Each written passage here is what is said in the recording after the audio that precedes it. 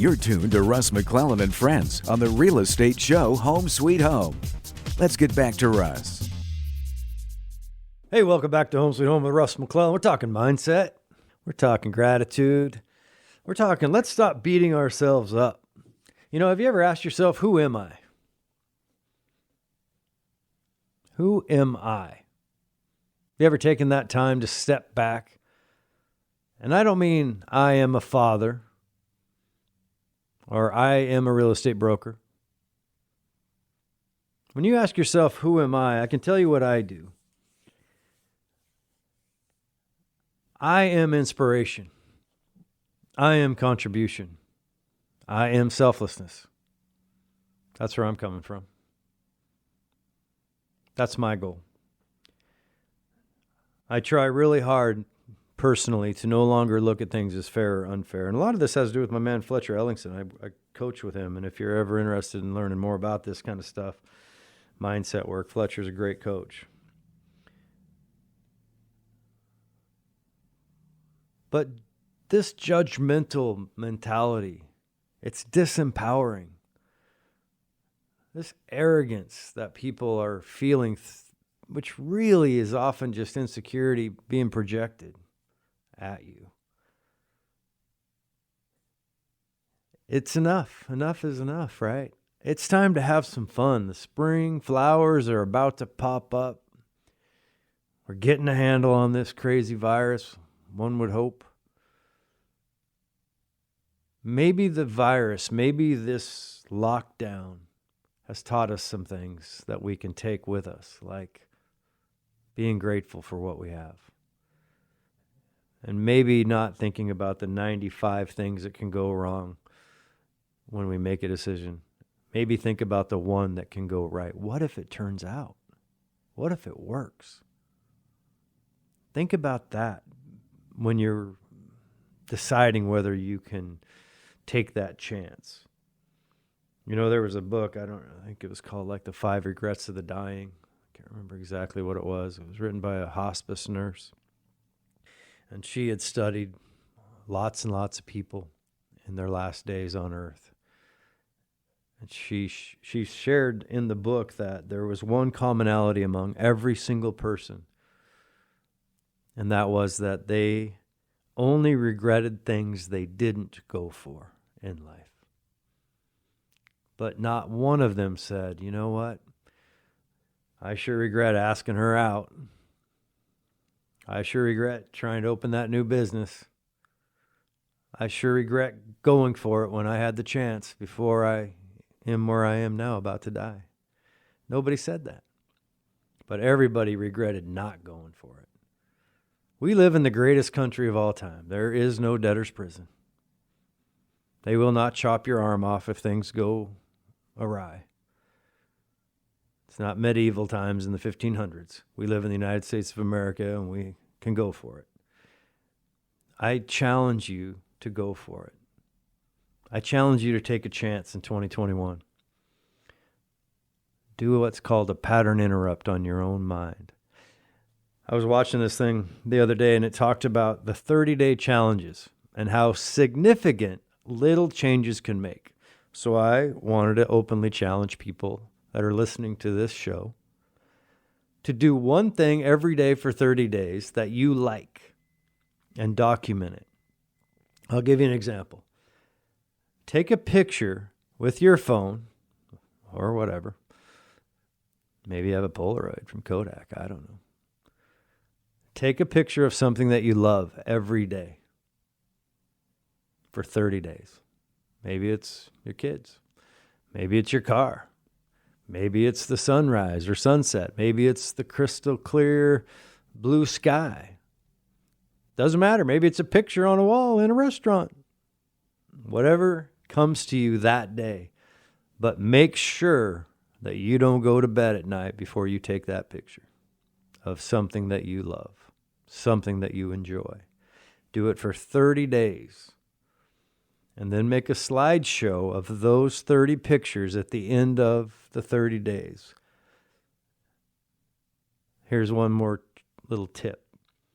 In the beginning, write down how you feel. about your life, confidentially or openly. Do the same at the end of 30 days. Now, here's what a pattern interrupt will do for you. It stops. Well, doesn't stop father time or mother time. I'm not sexist on this show. It doesn't stop time, but it'll slow time down because you'll start to feel a level of appreciation that perhaps you've come to take for granted and you didn't know you were doing it. Maybe gratitude is the quicksand of time. You see, what I know for sure is when I look back at my 29-year-old daughter and my 23-year-old son, is they got there quick. When I look at my 30-year career in real estate, almost 33-year career in real estate, it went by quick. I don't know about you, but the older I get, it seems like time moves faster. For some reason, those summers when I was 15, 16 in Lake Chelan, whatever time was doing then seemed like it lasted a long time. Those years in high school for me, it seemed like 9 months was a long time compared to 9 months now. Now it's a blur. A 30-day challenge might just change your life. You know the saying, thoughts are things? Do you know why that happens? What that really means? It took me a long time to learn this. When we verbalize how we feel, like if I said, I am not any good at that, whatever that is, my brain instantly fires chemicals to find the evidence to support what I just said, whether it's true or not. In fact, scientists have proven that the brain doesn't care what you say as far as whether it's true or not. It's not that sophisticated. It's just going to go find the evidence to support when you say, I can't do something. It's going to support you by finding the evidence to prove to you that you can't. You ever heard the old saying, if you think you can or you think you can't, you're both right? That's because your brain doesn't care if it's true or not true. It's been programmed to help you find the evidence to support what you say out loud. It's damaging to your soul to be negative. It's a proven fact that depression kills people. So if we know this, maybe it's time to start being happy. One might say, well, Russ, if I just say some incantations like I am worthy, I am inspiration, I am contribution, I am capable, I am resourceful, I am flexible, I am smart, and it's all BS, then it's just semantics. Exactly. So what? Your brain can't tell the difference. Fake it till you make it.